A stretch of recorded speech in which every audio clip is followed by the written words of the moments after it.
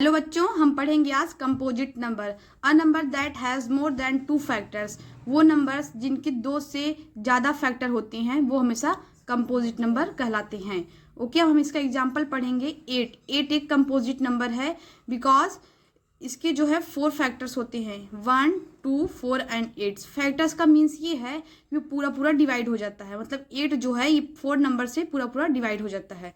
ऐसे ही 4 भी है जिसके 3 फैक्टर्स होते हैं, 1, 2, 4, जो तीनों से पूरा पूरा डिवाइड हो जाता है। ऐसे ही 15 है, 1, 3, 5 एंड 15, चारों से ये पूरा पूरा डिवाइड हो जाता है। ये सभी क्या है? कंपोजिट नंबर्स हैं। चलिए हम आगे पढ़ेंगे prime numbers. A number which have only 2 factors 1 and itself. वो नंबर जिनके केवल 2 फैक्टर्स होते हैं, एक 1 और दूसरा वो खुद ही होता है, वो प्राइम नंबर्स कहलाते हैं। इसके हम क्या पढ़ेंगे? इसका एग्जांपल है 2 एक प्राइम नंबर्स है। इसके 2 फैक्टर होते हैं 1 एंड 2, मतलब 1 और 2 से 2 जो है पूरा पूरा डिवाइड हो जाता है। 3 भी एक प्राइम नंबर है क्योंकि इसके भी 2 फैक्टर होते हैं 1 एंड 3। ऐसे ही इसके ढेर सारे एग्जाम्पल्स हैं, जैसे 5 हो गया, 7 हो गया, ऐसे ही ढेर सारे हैं, आप लोग समझ लेंगे, जिसके केवल 2 फैक्टर होते हैं, एक 1 होता है, दूसरा वो खुद ही होता है। ओके, चलिए अब हम आगे पढ़ेंगे डेसिमल्स। डेसिमल्स में 2 कंडीशन होती है, एक टर्मिनेटिंग और दूसरा होता है नॉन टर्मिनेटिंग। टर्मिनेटिंग क्या होता है? अ terminating decimals is a decimal that has an and digit. इसका मीन्स ये है, जब हम किसी 2 नंबर्स को डिवाइड करते हैं तो जो हमारी वैल्यू आती है वो डेसिमल्स में आती है, बट वो एक एग्जैक्ट वैल्यू होती है। देखिए, आप देख सकते हैं हमने डिवाइड किया है 1/2 को। 1/2 को जब हम डिवाइड करते हैं तो वैल्यू क्या आती है? 0.5 आती है। मतलब ये जो है पूरा पूरा कट जाता है। कैसे कटता है यहाँ पे देखिए, हम आपको सॉल्व करके दिखाते हैं। 1/2, यहाँ पे पहले 0 लिखते हैं, फिर पॉइंट ले आते हैं, यहाँ पे 0 आता है। 2 5 जा 10, पूरा पूरा कट गया। अब देखिए यहाँ पे क्या आ गया? 0.5, एक एग्जैक्ट वैल्यू आ गई, मेरा पूरा कट भी गया और एग्जैक्ट वैल्यू भी आ गई। तो ये क्या हो गई? टर्मिनेटिंग हो गई। इसी हिसाब से हम ढेर सारे एग्जांपल्स लेंगे। 1/4 डिवाइड करेंगे तो 0.25 एग्जैक्ट वैल्यू आएगी।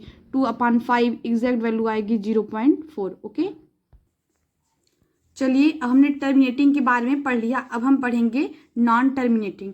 नॉन टर्मिनेटिंग क्या होता है? A non terminating decimals are the one that does not have an in terms, it has an infinite number of terms. इसका मीन्स ये है कि जब हम किसी 2 नंबर्स को डिवाइड करते हैं उसका कोई इंड आता ही नहीं।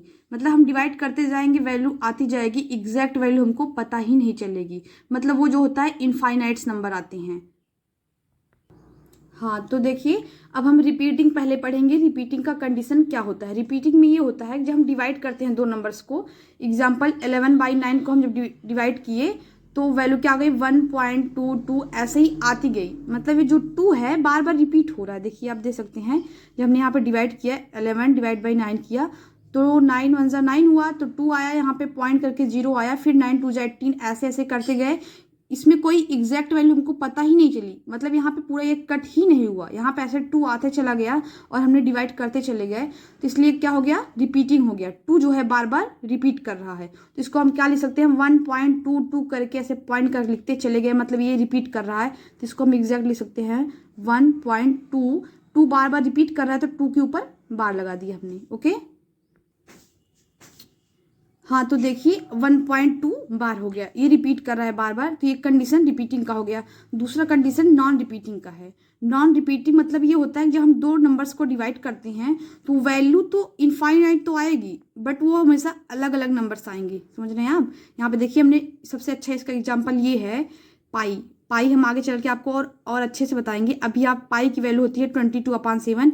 इसको जब हमने डिवाइड किया तो वैल्यू क्या आई? 3.141592, ऐसे आती गई। इनफाइनाइट्स नंबर आएंगे क्योंकि हमने पढ़ा है नॉन टर्मिनेटिंग हमेशा इनफाइनाइट्स नंबर आते हैं, बट इसमें क्या है? नॉन रिपीटिंग, ये रिपीट नहीं होंगे वैल्यू। तो देखिए सब नॉन रिपीटिंग है। और इसका एक एग्जांपल और भी है, √3 की एग्जैक्ट वैल्यू 1.73205008। ये जो है एग्जैक्ट वैल्यू नहीं है, ये भी इनफाइनाइट्स नंबर हैं। ऐसे ही √2, 1.41422135, ये सब क्या है? नॉन रिपीटिंग है। ओके, हाँ, तो देखिए हमने आज पूरा आपको पढ़ा दिया। डेसिमल्स में क्या होते हैं? टर्मिनेटिंग, नॉन टर्मिनेटिंग, यहाँ पे टर्मिनेटिंग का पूरा सीक्वेंस और यहाँ पे नॉन टर्मिनेटिंग का पूरा हमने पढ़ा दिया है और यहाँ पे इंड होता है नॉन रिपीटिंग से। ओके, अब हम आगे टॉपिक पढ़ेंगे यूक्लिड डिवीज़न। हम आगे पढ़ेंगे यूक्लिड्स डिवीज़न एल्गोरिथम। देखिए, इसमें दो कंडीशन बनती है। सबसे पहले हम फर्स्ट कंडीशन पढ़ेंगे, एग्जाम्पल से लेकर के हम अपने वर्डों में पढ़ेंगे जिससे हमको अच्छे से समझ में आ जाए। आप देखिए, हमने एक एग्जाम्पल लिया है 9/2। हम जैसे पहले डिवाइड करते थे 9/2 को कैसे डिवाइड करेंगे, 9 डिवाइड बाई 2, 2 4 ज़ा 8, 9 8 गया 1 आ गया। ओके, अब बताइए 9 क्या है? 9 हमारा क्या है? डिवाइडेंट है।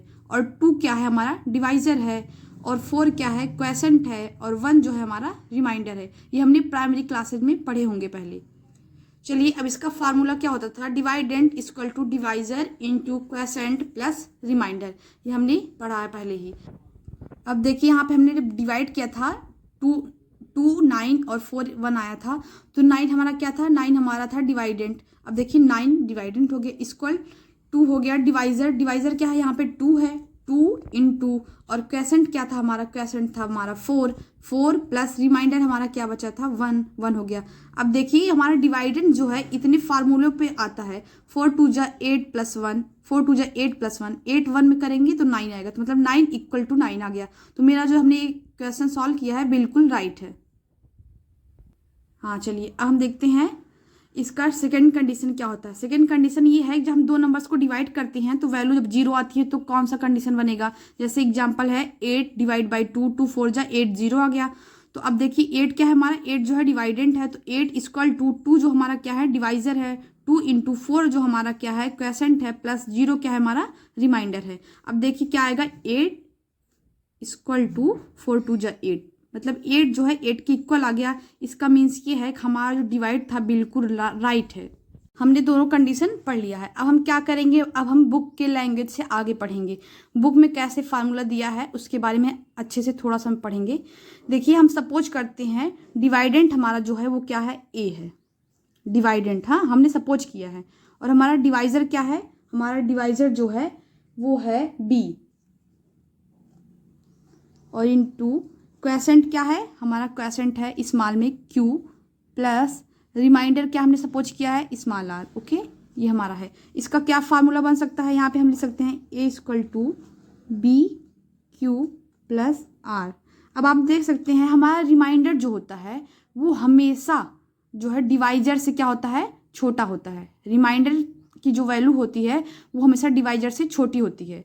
लेकिन एक कंडीशन और भी बनती है, रिमाइंडर हमेशा या तो 0 रहता है या फिर डिवाइजर से छोटा होता है। अब देखिए हम क्या करेंगे, रिमाइंडर की जो हमारी वैल्यू होगी, रिमाइंडर जो होता है हमारा वो देखिए लेस देन होगा